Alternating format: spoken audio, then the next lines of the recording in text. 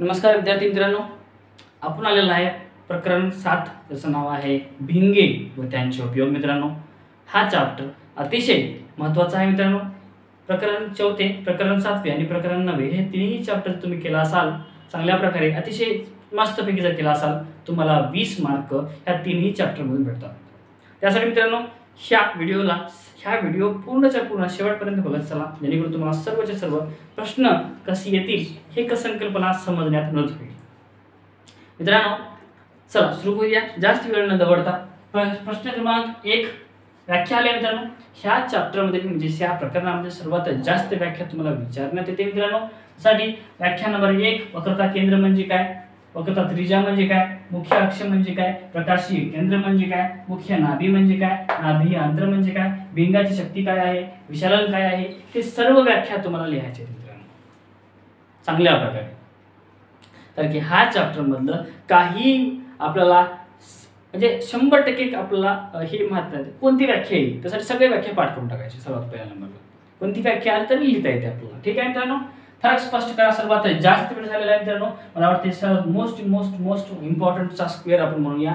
पहिलाच प्रश्न जास्त करून आलेला आहे, दूरदृष्टिता आणि निकटदृष्टिता। फरक स्पष्ट करा। मग अंतर्गोल आणि बाह्यगोल बिंग सुद्धा आलेला आहे मित्रांनो, काही वेळेस जर त्याचं पण चांगलं बघायचं आहे। कारणे द्यामध्ये मित्रांनो, हा पहिला कारणे द्या सर्वात जास्त वेळ झालेला आहे, दुसरा पण कारणे द्या आलेला आहे मित्रांनो। दोघालाही आपल्याला चांगल्या प्रकारे अभ्यास करायचा आहे। घड्याळ दुरुस्त करताना आपण साधी सूक्ष्मदर्शी वापरायचं काय कारण आहे तुम्हाला सांगायचं आहे।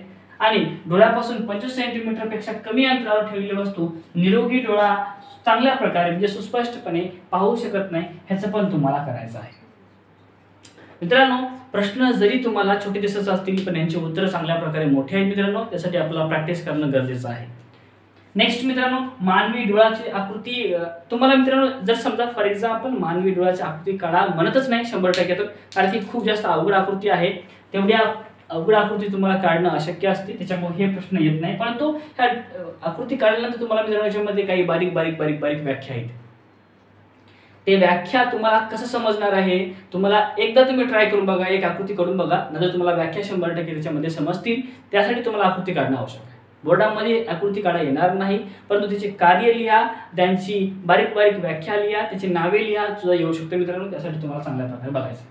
आणि ठीक आहे मित्रांनो, भिंगाचे सूत्र लिहा। मित्रांनो, भिंगाचे सूत्र व त्याची चिन्ह संकेत मित्रांनो, म्हणजे मायनस कधी घ्यायचं प्लस कधी घ्यायचं हे चिन्ह संकेत आलेलं आहे 2 वेळेस मित्रांनो आकृतीमध्ये तुम्हाला डॅश मध्ये येतं, वरी काय असतं खाली काय असतं, धन कधी असतं ऋण कधी असतं तुम्हाला विचारते। दृष्टी सातत्य म्हणजे काय हे पण प्रश्न एकदा वेळेस आलं होतं मित्रांनो। आणि शाब्दिक उदाहरण मित्रांनो, मित्र हा चॅप्टर बनवलेला नाही, त्यासाठी मित्रांनो तुम्हाला ह्याचे शाब्दिक उदाहरणे आपलं स्वतः करावे लागतील।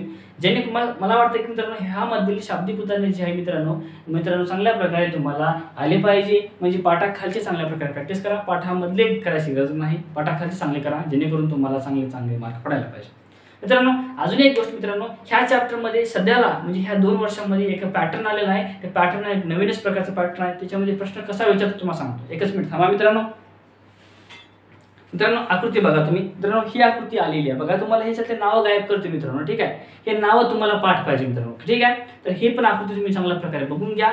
दुसरी गोष्ट मित्रांनो, आपल्याला हे काय इथे एक आकृती आहे आणि इथे एक आकृती आहे, या दोन्ही आकृतीपैकी एक आकृती तुम्हाला काय विचारू शकते, नावे लिहा मित्रांनो। अजून काय आहे आपल्याला बघा, तुम्ही इथे दिलेला बघा मानवी डोळा कसा आहे काय नाही, मी म्हणलो काय म्हणलो, ह्या प्रत्येकाचे नाव तुम्हाला पाठ पाहिजे, ह्या नावाची व्याख्या जी आहे मित्रांनो इथं आहे, त्यासाठी चांगलं हे व्याख्यासाठी आपल्याला हे चांगल्या प्रकारे आकृती काढणं आवश्यक आहे। आपल्याला माहितीच नाही कुठं आहे ते, तर आपल्याला कळणार कसं आणि लिहिणार कसं आपण, त्यासाठी तुम्हाला मित्रांनो चांगल्या प्रकारे व्याख्या बघून घ्या तुम्ही।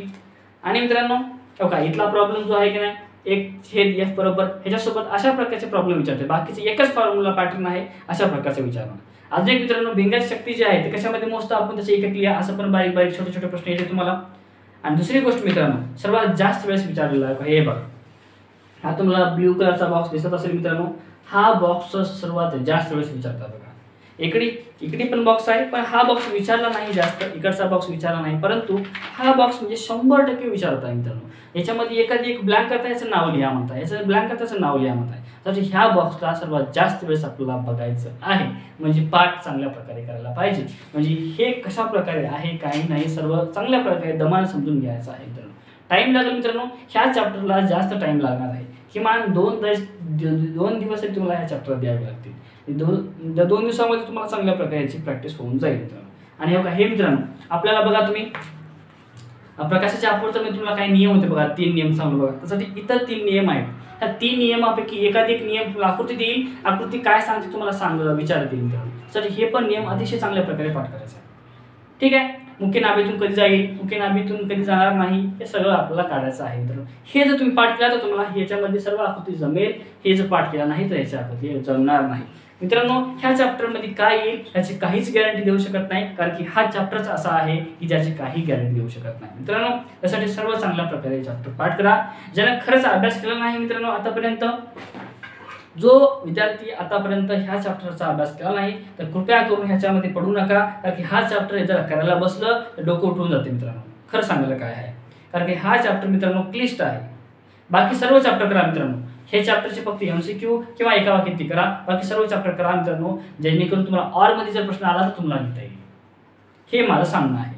जर तुम्हाला पैकीच्या पैकी मार्क पाहिजे तर 100% मित्रांनो कोणताही चॅप्टर स्किप करायचं नाही. सगळे चॅप्टर दानानं काढून द्यायचं. पूर्ण चॅप्टर आपलं पाठ पाहिजे मित्रांनो. ती आता अजून पण सांगतो तुम्हाला, ती बॉक्स आपला करायचा आहे चांगल्या प्रकारे. ठीक आहे मित्रांनो. आजच्या व्हिडिओमध्ये एवढंच आपण सांगूया. शाब्दिक उदाहरणे माझ्याकडचा व्हिडिओ नाही मित्रांनो, परंतु तुम्ही स्वतः पुस्तकाचा यूज करा, नेटचा यूज करा, बाकीचा यूज करून तुम्ही करू शकता मित्रांनो.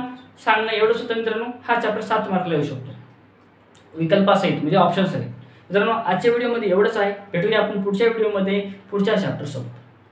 तेव्हापर्यंत चांगला अभ्यास करत राहा मित्रांनो, आणि चांगल्या प्रकारे आपला काय मित्रांनो परिश्रम जे आहे ते कमी ठेवू नका. चांगल्या प्रकारे परिश्रम ठेवा, जेणेकरून महाराष्ट्रातील सर्व विद्यार्थी आपल्या या चॅनलमधून चांगली प्रश्नपत्रिकाचा सराव करावा, आणि जेणेकरून किमान तुम्हाला 2023, 22, 21 3 प्रश्नपत्रिका तुम्हाला सॉल्व्ह करायचे आहेत, जेणेकरून तुम्हाला प्रश्न कसे लिहावे याची पण तुम्हाला कल्पना येईल मित्रांनो. Thank you so much. भेटूया पुढच्या व्हिडिओमध्ये. Like the video, share the video, आणि सबस्क्राईब टू आवर चॅनल.